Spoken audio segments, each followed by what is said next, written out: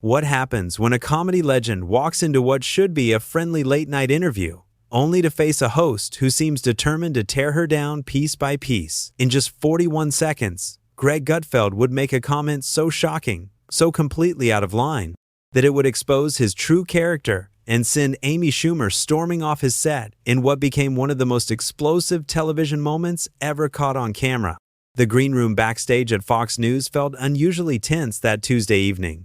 Amy Schumer sat in the makeup chair, scrolling through her phone while the artist applied the finishing touches to her look. She had done hundreds of these interviews before. Tonight was supposed to be easy. A quick chat about her new comedy special, maybe some light banter about her latest projects, and then home to her family. 5 minutes, Miss Schumer, called the production assistant through the door. Amy nodded, taking a deep breath. She had heard things about Greg Gutfeld's show. Some people loved his edgy humor, others found it mean-spirited. But she was a professional. She could handle whatever he threw at her. After all, she had been roasted by the best and had given as good as she got throughout her career. The studio lights blazed hot as she walked onto the set. Gutfeld sat behind his desk, that familiar smirk already playing across his face. The audience applauded as Amy took her seat in the guest chair, waving to the crowd with genuine warmth. "Welcome back to the show, folks. I'm here with Amy Schumer, comedian, actress, and apparently someone who thinks she can lecture the rest of us about politics," Gutfeld said, not even waiting for her to get comfortable. Amy's smile faltered slightly, but she recovered quickly. "Well, thanks for having me, Greg. Though I have to say, that's quite an introduction." "Oh, come on, Amy. We both know why you're really here. Your latest special is tanking in the ratings. Your movie career has seen better days. And now you're doing the media rounds, hoping someone still cares what you have to say." The audience shifted uncomfortably. This was not the playful ribbing that usually characterized late-night television. Amy felt her jaw tighten, but she kept her composure. "Actually, Greg, I'm here because your producers invited me to talk about my work. If you'd rather not have this conversation, I'm happy to leave." "Oh no, please stay. I find it fascinating when Hollywood elites try to connect with regular people." "Tell me, Amy, when was the last time you actually talked to someone who wasn't paid to laugh at your jokes?" Amy's eyes flashed with anger, but she forced herself to stay calm. "You know what, Greg? I talk to real people every day. I talk to my family, my friends, people in my neighborhood. Maybe if you got out of your studio bubble once in a while, you'd understand that comedians actually connect with audiences because we share real experiences." "Real experiences?" Gutfeld leaned back in his chair, that smirk growing wider. "Like what? Complaining about your privilege while living in a Manhattan penthouse? Or maybe lecturing working-class Americans about their values while you've never worked a real job in your life?" The temperature in the room seemed to drop several degrees. Amy could feel her heart rate picking up, but she was determined not to give him the satisfaction of seeing her lose control. "Greg, I've worked plenty of real jobs. I waited tables. I worked retail. I did whatever it took to pay my bills before comedy paid off. And even now, I try to stay connected to where I came from. But I'm starting to wonder if this interview is going anywhere productive." "Productive?" Gutfeld laughed, but there was no humor in it. "Amy, the only thing productive about this interview is finally giving someone a chance to call out your hypocrisy on live television. You want to talk about staying connected? When was the last time you took a subway? When was the last time you worried about paying rent?" Amy felt her hands clench into fists in her lap. "You know what, Greg? You don't know anything about my life or what I worry about. And frankly, this whole line of questioning says a lot more about you than it does about me." "Does it?" "Because from where I'm sitting, it looks like another Hollywood liberal who can dish it out but can't take it when someone pushes back. Isn't that right, folks?" He turned to the audience, clearly expecting them to cheer his attack. Instead, the audience remained largely silent. A few people clapped half-heartedly, but most seemed uncomfortable with the direction the interview had taken. Amy noticed the audience's reaction and felt a small surge of confidence. "I can take criticism just fine, Greg. But there's a difference between criticism and just being mean for the sake of being mean. What exactly are you trying to accomplish here?" "I'm trying to have an honest conversation with someone who built her career on being shocking and edgy, but apparently can't handle it when someone treats her the same way she treats everyone else." "That's not true at all," Amy shot back, her voice rising slightly. "My comedy comes from a place of honesty and vulnerability. I talk about my own life, my own mistakes, my own struggles. I don't attack people just to make myself feel better." "Oh, please. You've made a career out of attacking men, attacking conservatives, attacking anyone who doesn't agree with your worldview. But the minute someone challenges you, you want to play the victim." Amy stood up abruptly, her chair scraping against the floor. I'm not playing anything, Greg. But I'm also not going to sit here and let you mischaracterize everything I've ever said or done. If you want to have a real conversation about comedy or my work, I'm all for it. But this isn't a conversation. This is you trying to score cheap points with your audience. Gutfeld's eyes lit up with what looked like genuine excitement. He had gotten under her skin, and everyone in the studio could see it. Oh, now we're getting somewhere. The real Amy Schumer is finally coming out. Tell me, is this the part where you storm off and then go on social media to complain about how unfairly you were treated? Amy remained standing, her hands shaking slightly with anger. You know what, Greg? I've been doing interviews for 15 years. I've sat through tough questions, hostile crowds, and critics who actually had something meaningful to say. But this is just sad. Sad? Gutfeld's voice took on a mocking tone. What's sad is watching someone who used to be funny try so hard to be relevant. Face it, Amy. Your best days are behind you. Your comedy isn't edgy anymore. It's just bitter. And frankly, bitter doesn't sell tickets. The audience gasped audibly this time. Several people in the front row looked genuinely shocked at how far Gutfeld was pushing this. Amy felt tears of rage welling up in her eyes, but she refused to let them fall. My comedy has evolved because I've evolved as a person. I'm sorry if that threatens you somehow, but I'm not going to apologize for growing up and finding new things to talk about. Growing up? Is that what you call it when you go from being funny to being preachy? Because from where I sit, it looks more like you lost your edge and decided to blame everyone else for not finding you funny anymore. Amy took a deep breath, trying to center herself. She had dealt with hecklers before, but this felt different. This felt personal in a way that went beyond normal television banter. Greg, can I ask you something? What is it about me that bothers you so much? Because this level of hostility doesn't come from nowhere. Did I say something about you in the past? Did I hurt your feelings somehow? For the first time since the interview began, Gutfeld seemed caught off guard. His smirk faltered for just a moment before returning full force. Don't flatter yourself, Amy. This isn't personal. This is just me holding a mirror up to someone who desperately needs to see herself clearly. A mirror? You think this is what holding up a mirror looks like? Because from where I'm standing, this looks like a man who built his career on punching down at people and calling it comedy. Punching down? I punch up at Hollywood elites who think they're better than everyone else. I punch up at people who use their platforms to lecture the rest of us about how to live our lives. Amy laughed, but there was no humor in it. Greg, you have your own television show. You have a platform just as big as mine. The only difference is I use mine to talk about my own life and experiences, while you use yours to attack other people. I use mine to speak truth to power. There's a difference. Truth to power? You think attacking a comedian on your own show is speaking truth to power? That's rich, Greg. Really rich. The tension in the studio had reached a breaking point.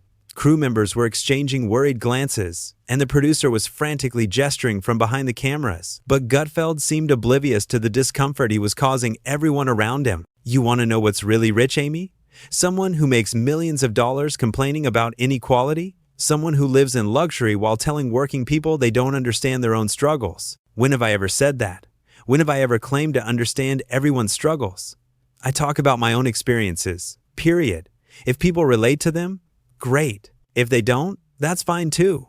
But I've never claimed to speak for anyone but myself. Oh, please. Every time you get on stage or give an interview, you're positioning yourself as the voice of women everywhere. The voice of people who have been marginalized. But you're not marginalized, Amy. You're privileged, and you always have been. Amy felt something snap inside her.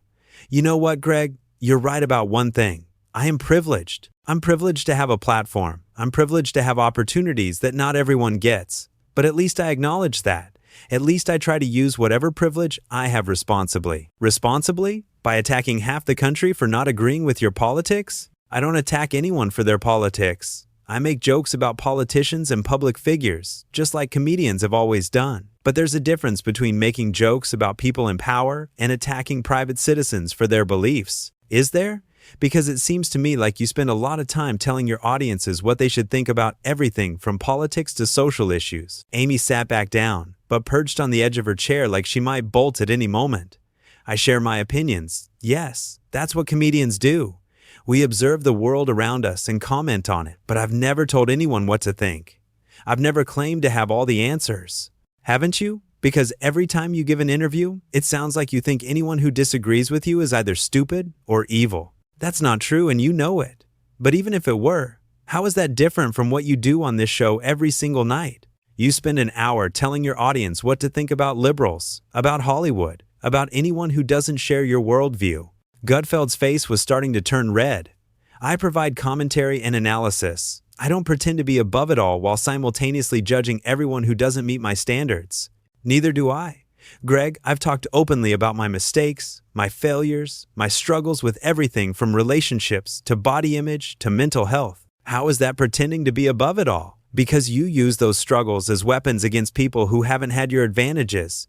You act like your pain gives you the right to judge everyone else's choices. Amy stared at him in disbelief. That is the most twisted interpretation of vulnerability I've ever heard. When I talk about my struggles, I'm trying to connect with people who might be going through similar things. I'm trying to make people feel less alone. Or you're trying to make people feel guilty for not having the same problems you do. The words hung in the air like a toxic cloud. Amy could feel the exact moment when her patience finally, completely ran out. You know what, Greg? Amy's voice was quiet now, but it carried more force than all her previous shouting. I think I finally understand what this is really about. This isn't about my comedy, or my politics, or anything I've actually said or done. This is about you feeling threatened by women who refuse to be diminished. Gutfeld's face contorted with anger.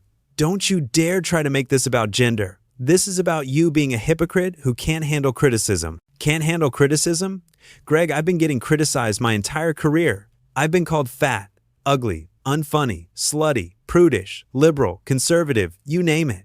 I've heard it all, and I'm still here. But what you're doing right now isn't criticism. It's character assassination. Character assassination? I'm just asking you to be honest about who you really are instead of hiding behind this fake vulnerability act. Amy stood up again, this time with deadly calm. Fake vulnerability? You think talking about my struggles with self-esteem, about my father's illness, about my failed relationships, about my mistakes and regrets, is fake? You think admitting my flaws in front of millions of people is some kind of act? I think it's calculated. I think you figured out that playing the victim gets you sympathy and attention, so that's become your brand. The studio fell completely silent. Even the crew members had stopped moving. Amy looked around the room, seeing the shocked faces of everyone present before turning her gaze back to Gutfeld. Playing the victim, that's really what you think this is. Greg, let me tell you something about victims. Real victims don't get their own comedy specials. Real victims don't get movie deals and book contracts and television appearances. Real victims suffer in silence while people like you make jokes about their pain. Oh, spare me the lecture about real victims. You've made millions of dollars talking about how hard your life has been. I've made millions of dollars making people laugh while also being honest about the human experience. There's a difference, but clearly, honesty is something you're not familiar with. Gutfeld slammed his hand on the desk. Don't lecture me about honesty when you've built your entire career on lies and manipulation. What lies? What manipulation? Name one thing I've lied about. Just one. How about the lie that you're just like everyone else? How about the manipulation of pretending your privileged problems are the same as real people's real struggles? Amy's eyes blazed with fury. I have never, not once, claimed that my problems are the same as everyone else's. I have never said that having money doesn't make things easier. But guess what, Greg? Having money doesn't cure depression. It doesn't fix broken relationships. It doesn't make you immune to grief or loss or heartbreak. No, but it sure makes it easier to deal with those things from your mansion while the rest of us struggle to pay rent. The rest of us? Greg, you make more money than I do. You live in the same world I do. So drop the working class hero act, because nobody's buying it. For the first time, Gutfeld seemed genuinely rattled. This isn't about money. This is about respect for the people who watch my show and support this country. Respect? You think this is what respect looks like? Attacking someone who came on your show as a guest? Making personal attacks instead of engaging with ideas? If this is how you treat people you disagree with, I'd hate to see how you treat people you actually dislike. You want to see how I treat people I dislike? Keep talking. The threat hung in the air like smoke. Amy felt her heart racing, but she wasn't backing down now. Are you threatening me, Greg, on live television? Because that would be a new low, even for you. I'm not threatening anyone. I'm just saying that if you want to dish it out, you better be prepared to take it. I've been taking it this entire interview. I've sat here while you attacked my career, my character, my motivations, everything about me, and I've responded with arguments, not personal attacks. But apparently, that's not enough for you. What would be enough is some honesty about what you really are. And what am I, Greg? Go ahead, say it. Tell everyone what you really think of me. Gutfeld leaned forward, his eyes narrowing. You want honesty? Fine. You're a washed-up comedian who lost her edge and decided to blame everyone else for not finding her relevant anymore. You're someone who uses therapy, speak, and victimhood to manipulate people into feeling sorry for you. And you're exactly the kind of person who's ruining comedy by making everything about politics and social justice instead of just being funny. Amy nodded slowly, as if she had been expecting this all along. There it is, the real Greg Gutfeld. Not the quick-witted commentator or the edgy comedian, just a bitter man who can't stand the idea that women might be funny without needing his approval. This has nothing to do with you being a woman and everything to do with you being a fraud. A fraud? Greg, everything I've ever talked about on stage or in interviews has been true. My struggles, my relationships, my family, my career ups and downs, all of it. I've never pretended to be someone I'm not. But you pretend to be this champion of regular people while you make your living attacking anyone who threatens your worldview. Amy walked closer to his desk, her voice rising with each word. You want to know what's really sad? I came here tonight thinking we could have a fun conversation. I thought maybe we'd disagree about some things, but we'd find some common ground. Instead, you've spent the last 20 minutes trying to destroy me for no reason other than you can. I'm trying to expose you for what you really are. And what's that exactly? Someone who's honest about their flaws? Someone who tries to make people laugh while also being real about life? Someone who uses their platform to connect with people instead of dividing them? Gutfeld's face was bright red now. Someone who thinks they're better than everyone else while pretending to be humble. Amy laughed, a sound full of disgust and disbelief. You know what, Greg? I'm done. I'm done trying to have a rational conversation with someone who's determined to be irrational. I'm done defending myself against accusations that don't make any sense. And I'm done pretending that this is normal behavior for a television host. She started walking toward the exit, but turned back one final time. But before I go, let me leave you with this thought. The reason you're so angry with me isn't because I'm fake or privileged or any of the other things you've accused me of being. You're angry because I represent something you can't control. A woman who speaks her mind, who admits her mistakes, who refuses to be ashamed of who she is. And that terrifies you. The only thing that terrifies me is the idea that people might actually take you seriously. Amy stopped walking and turned to face him one last time, her voice now calm and steady. Greg, in 41 seconds, you managed to show everyone watching exactly who you really are. Not the clever host or the sharp commentator, but someone so insecure that you have to tear down your guests to make yourself feel important. I actually feel sorry for you. With that, Amy Schumer walked off the set, leaving Greg Gutfeld sitting alone at his desk, his face flushed with anger and embarrassment as the cameras continued to roll and capture every second of his complete meltdown.